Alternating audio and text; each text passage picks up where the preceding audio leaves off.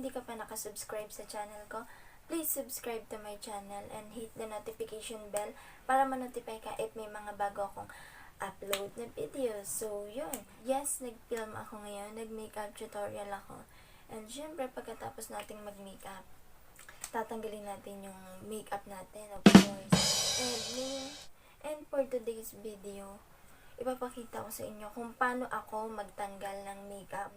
Yan, so without further ado, let's jump. First na ginagawa ko is magamit ako ng wipes. Yes, itong Watson's Mini Wet Wipes. Yan, ito yung ginagamit ko. Hindi ako nagamit ng wipes na makeup remover talaga. Hindi ko alam. Kasi mas pili ko ito eh. Ang ginagawa ko dito is sobrang bango nito. Sobrang bango yan. Babad ko siya sa all over my face. So, yan. Ganyan lang. Binababad ko siya na 1 to 2 minutes. Pag yung alam ko nang parang nag-melt, parang sumama na yung makeup ko sa wipes ko, gano'n. Yan, pagkatapos ko siyang pagkatapos, diba? Sumama na siya sa wipes. And, yan pala guys, pagkatapos sumunod, tinutupi ko, diba ito yung makeup, tinutupi ko siya ng ganyan. Ganyan na siya. And, saka ako tatanggalin yung mga makeup ko. Mag-uumpisa ako sa eyes, sa aking mata. Yan. Nga pala guys, minabasa ako sa Facebook. Hindi ko alam kung totoo yun o fake news.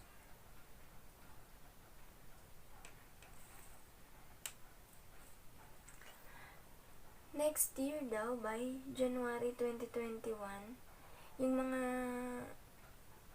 YouTuber, mga small YouTuber na hindi pa na-monetize, kapag daw nag-January 2021 na, ang monetization parang requirement mo is ang subscriber mo kailangan 10,000. Tapos ang public watch hours mo is 5,000. Oh, 1,000 nga lang. Hirap na ako kung saan ko pupulutin yung 1,000 subscribers ko. Tapos 10,000 pa kaya. So, guys, tulungan nyo akong mamonetize ako agad-agad bago mag-January kasi naku, hindi ko talaga alam kung saan ko pupulutin yung 10,000 na yun na subscribers. So, yun. And next naman is sa leeg naman kasi naglagay ako dito ng foundation kanina.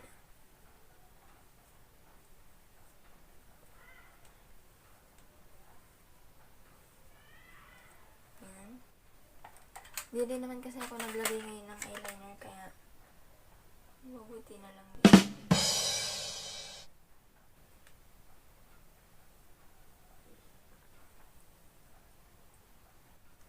And next na ginagawa ko is pagkatapos ko siyang punasan ng wipes, ng wet wipes, nagma-micellar water ako. Una ko yung micellar water bago ako maghilamos. Ewan ba kung bare face, wala nang, kahit micellar water, wala na sa mukha ko. Kaya, inuuna ko to micellar water bago ang paghilamos ng facial wash. Pang hilamos sa mukha. Yan. Konti lang nilalagay ko kasi feeling ko naman natanggal na siya ng wet wipes. Wala na siyang, tatanggalin ko na dito yung mga tira-tira foundation and other stuff. So, aray ko, nalalagyan niya. Hindi ako nagamit ng oil, yung oil-based na makeup remover. Ito lang talaga yung ginagamit ko. Kasi pag nag-makeup ako, natapos na ako mag-makeup, pagkatapos kong mag-makeup or mag-film, tinatanggal ko na rin siya agad. Hindi ko na siya pinapatagal sa mukha ko. Kasi syempre, hindi naman natin alam kung saan nanggagaling yung mga ibang ingredients ng nilalagay natin sa mukha. Mahirap na baka magka-breakout tayo. kasi sobrang hirap. Nakaka-stress pag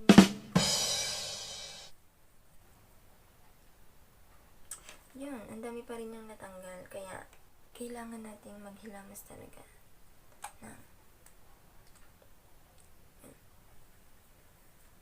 And, maghihilamas lang ako, guys. And, I'll be back.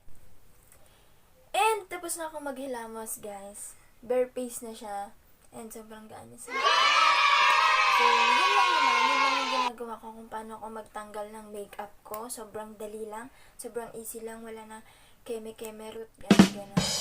So, yun. If you like this video, please subscribe to my channel and hit the notification bell below para ma-updated ka sa mga bago kong video.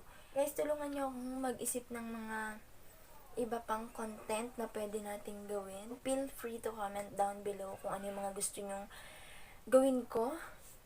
And, yun lang. See you in my next one. Bye-bye!